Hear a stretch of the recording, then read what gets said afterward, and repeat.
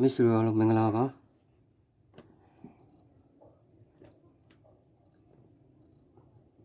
ဒီတစ်နဲ့3ပေါင်းချင်းက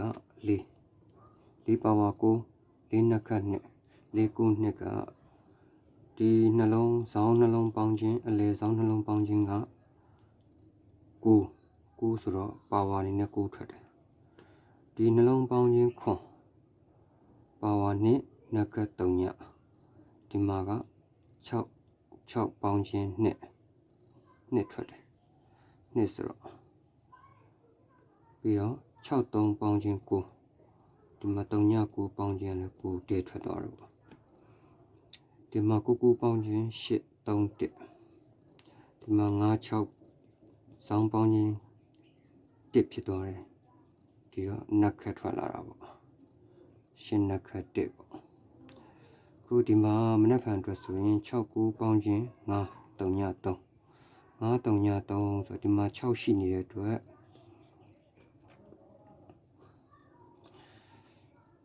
ဒီမှာ6ရှိနေတဲ့အတွက်5ရဖို့ဆိုရင်9ပေါင်း3ညရဖို့ဆိုရင်4ပေါင်း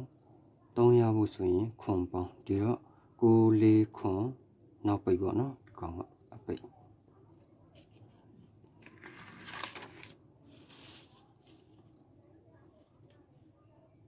ခါမဒီ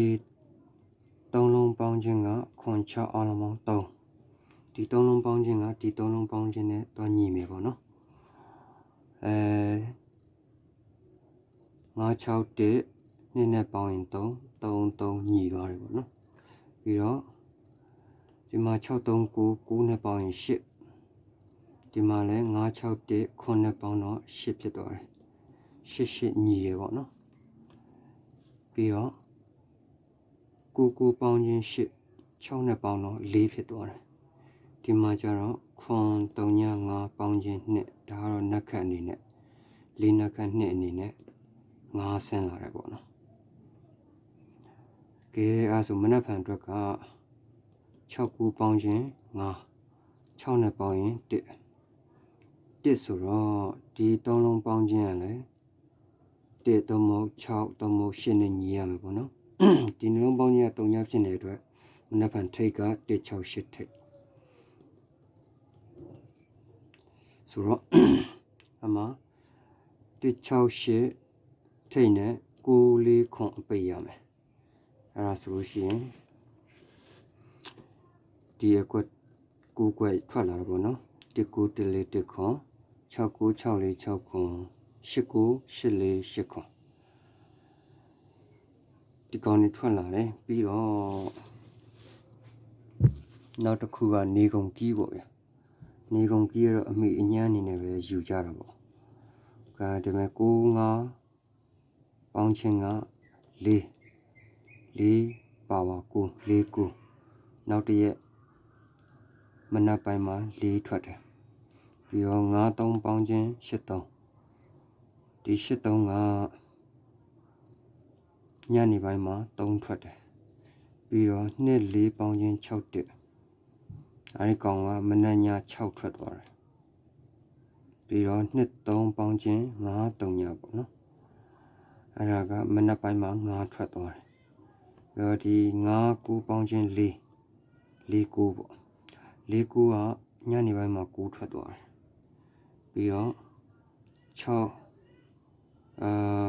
ခွန်9ပေါင်းချင်း6ကတော့ဒီအတိုင်းဒီညနေ60ထွက်သွားတာပေါ့နော်6 1ထွက်မလာဘူးမနက်ဖြန်နေကုန်အတွက်ကတော့9 3ညပေါင်းချင်း9 3ညပဲဒီတော့9 3ညကနေကုန်ကြီးမနက်ထွက်မလားညထွက်မလားတော့မသိဘူးပေါ့ပြီးတော့ဒီမှာအလင်းပေါင်းချင်း8 3ညပေါင်းချင်း8 3 1ဒါနောက်တရက်ညနေပိုင်းမှာ1ရော3ရောတော့ညိတယ်4 1ပေါင်းချင်း9 3ည3အဲ့ဒါကညနေပိုင်းမှာ3တစ်လုံးတော့ညိတော့3 1ပေါင်းချင်း4 9 2 4 9 2ကမနက်ပိုင်းမှာ2ညိသွားတာ6 6ပေါင်းချင်း2ခွန်4 2ခွန်4ကတော့ဒီမှာပြတ်တယ်နော်ဒါပြည့်ရက်တွေရှိတယ်ဒါပေမဲ့ဆက်ပြီးသုံးလို့ရတယ်တောက်လျှောက်သုံးသွားလို့ရတယ် ပြီး6ကိုပေါင်းခြင်း9 3ည3ဒီမှာ3ညထွက်သွားတယ်ပြီးတော့3ည6ပေါင်းခြင်း6 1 9ဒီမှာ6ထွက်သွားတယ်9 6ပေါင်းခြင်း1 6 8ကျွန်တော်တို့တွက်နည်းနဲ့လဲကွက်တီပဲ1 6 8အညိဟိုမှာက1 6 8ထိတ်နော်ပြီးတော့ရာတပ်ပံကဏန်းဆိုတော့ကဥပမာဒီပြန်နေစရည်မယ်ဆိုရင်ဒါကရာတပ်ပံကဏန်းပေါ့နော်ဒီအဲ့ကောင်ဒီလေးလုံးကဒီနောက်တစ်ရက်အတွက်အကျုံးဝင်တယ်တခါဒီလေးလုံးကလည်း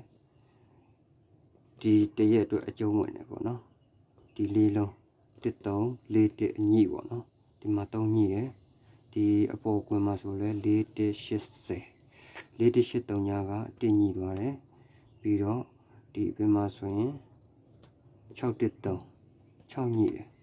ပြီးတော့6 96 9ညနေပိုင်းညိသွားတယ်ပေါ့ဒီမဲ့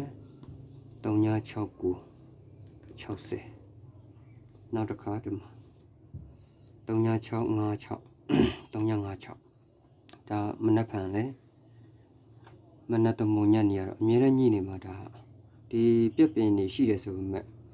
ပြက်ခဲတယ်ပေါ့နော်တခါလေဒီလိုမျိုးဒီ6 9လိုမျိုး60လိုမျိုးအပီးခွေလည်းထွက်တတ်တယ်အရင်တစ်ခေါက်6 3တော့ကလည်းရာသက်ပံကြီးခွေထွက်တာဒီ6 3ပြောတာမဟုတ်ဒီအပေါ်နာ6 3ပြောတာကဲဒါကတော့မိတ်ဆွေတို့ကဏ္ဍတစ်လုံးရလို့ဘာနဲ့ကပ်မှမသိဘူးဆိုရှင်ဒီအချက်တွေနဲ့ပဲလိုက်တွက်ပြီးတော့မှကပ်ပြီးတော့မှထိုးလို့ရတယ်တခါလေဒီတည်းကပဲသူ့အတူခွေပြီးတော့မှထွက်သွားတာလေကဲအားလုံးပဲကျမ်းမာကြပါစေချမ်းသာကြပါစေလူကဆန္ဒပြုကြပါစေဗျာ